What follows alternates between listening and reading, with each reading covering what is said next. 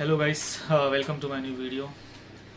इस वीडियो में मैं आपको कुछ मेरे एक्सपीरियंस शेयर करना चाहता हूँ मेरे एग्ज़ाम के रिलेटेड, जो कि फ़िलहाल मैंने 28 अप्रैल को मैंने दिया था मेरा हाउस बिल्डिंग एग्ज़ाम।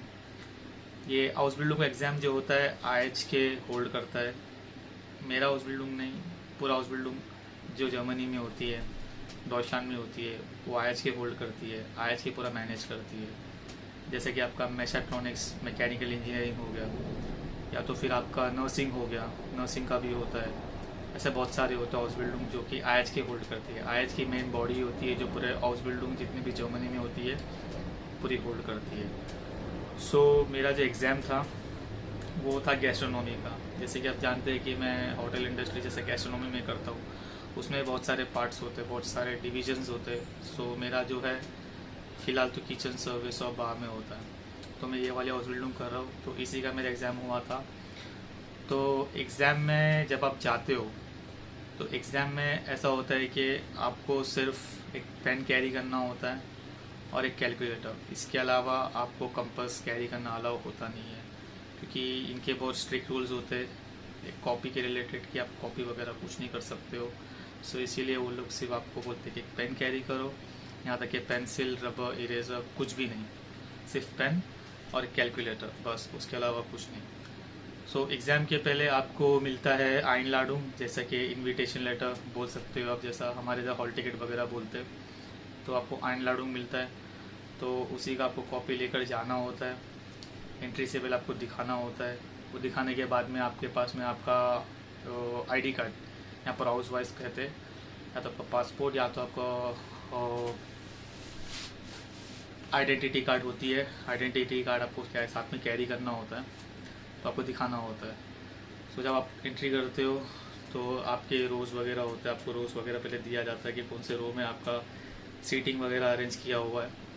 तो वहाँ जब जाते हो आप तो आपको एक एनवेलप मिलता है बड़ा सा, जिसमें आपका नाम लिखा हुआ होता है, आपकी कंपनी का नाम लिखा हुआ होता है, प्लस आपका सीट नंबर लिखा हुआ होता है। तो आपको खुद का एक पर्सनल होता है। हर स्टूडेंट को अपना अपना एनवेलप दिया जाता है और वो आपको खोलना नहीं होता है, वो आपको बताया जाता है कि कब खोलना होगा आपको।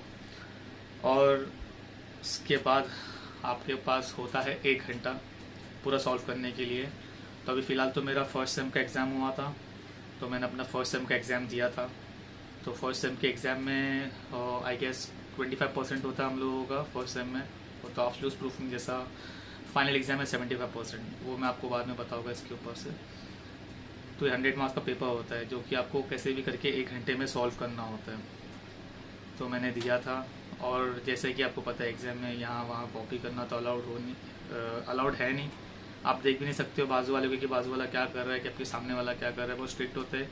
इन्विजिलेटर्स कम से कम 5 से 6 इन्विजिलेटर्स होते हैं, जो कि हर टाइम आपके आजू बाजू इर्द गिर्द घूमते रहते हैं और देखते रहते हैं कि आप कुछ तो ऐसा उल्टे काम तो नहीं कर रहे हो, जैसे कि कॉपी वगैरह। या ऐसा होता है। और इन केस आप पकड़े जाते हो कॉपी करते हुए, पहली बात तो आपको तो वहाँ से एग्ज़ाम लिखने देते नहीं है वो लोग, आप एग्ज़ाम लिख नहीं सकते हो। और प्लस आपको दिया जाता है नोटिस एक्स मतलब फेल। आप उस सेमिस्टर में फेल हो जाते हो। और उसके ऊपर से ऐसा होता है कि आपको वो समय तो फेल करते ही नोटिस एक्स आपको मिलता ही है, प्लस आपकी कंपनी को भी इन्फॉर्म किया जाता है कि आपने ऐसा कॉपी वगैरह की हो या एग्ज़ाम में, तो उसमें आपको वार्निंग लेटर मिलता है, जो कि आपको पता है ये वार्निंग लेटर मिलना मतलब। वैसा तो वार्निंग लेटर आपको मिल जाता है। फिर उसके बाद में बहुत सी केसेस में ऐसा भी होता है कि कंपनी आपको टर्मिनेशन लेटर दे देती है कि आपको टर्मिनेशन भी मिल सकता है कंपनी से, तो आप अपना हाउस बिल्डिंग नहीं कर सकते हो आगे। फिर ऐसा है कि कोई सीवियर केस में अगर आप बहुत ज़्यादा, जैसे कि चिट्स वगैरह हो गए, या तो फिर आपने बहुत ज़्यादा मोबाइल वगैरह या कुछ भी ऐसा आपने लेकर बैठा हो, या कुछ भी ऐसा बहुत बड़ी चीटिंग की हो, तो शायद 5 साल तक आप बैन हो सकते हो, आप एग्ज़ाम लिख नहीं सकते हो हाउस बिल्डिंग में। और कोई भी कंपनी आपको कॉन्ट्रैक्ट दे सकती नहीं है, क्योंकि आप सीधा रेड लिस्ट में आ जाते हो। ये मेरे एक्सपीरियंस थे। और ये वीडियो शायद जो भी हाउस बिल्डिंग कर रहे होगे या कोई अपने एग्ज़ाम लिखने जा रहे होगे, तो प्लीज़ ये अपने दिमाग में चीज़ रखिएगा कि कॉपी वगैरह नहीं करिएगा। भले से आपको मार्क्स कम मिले चलेगा, आपको यहाँ की गवर्नमेंट थोड़ा हेल्प करती है, समझती है। आपका लैंग्वेज बहुत वीक है, आप नहीं कर सकते हो, थोड़ा कोप करोगे, कम मार्क्स मिलेंगे, कोई बात नहीं, नोटा कम मिलेगा, चलेगा। ये लोग आपको हेल्प करेंगे, करिकुलर एक्टिविटीज़ वगैरह में कहीं ना कहीं से आपको पास कर ही देंगे, लेकिन कॉपी मत करिएगा। ये बहुत ही बड़ा रिस्क है जो कि आपको आगे इन फ्यूचर में आपको बहुत ही नुकसान दे सकता है। सो या मेरे को ये मेरा एक्सपीरियंस शेयर करना था। होप आपको ये वीडियो हेल्पफुल लगी रहेगी, तो लाइक और सब्सक्राइब कर दीजिएगा और बने रहिएगा। Till then bye, take care.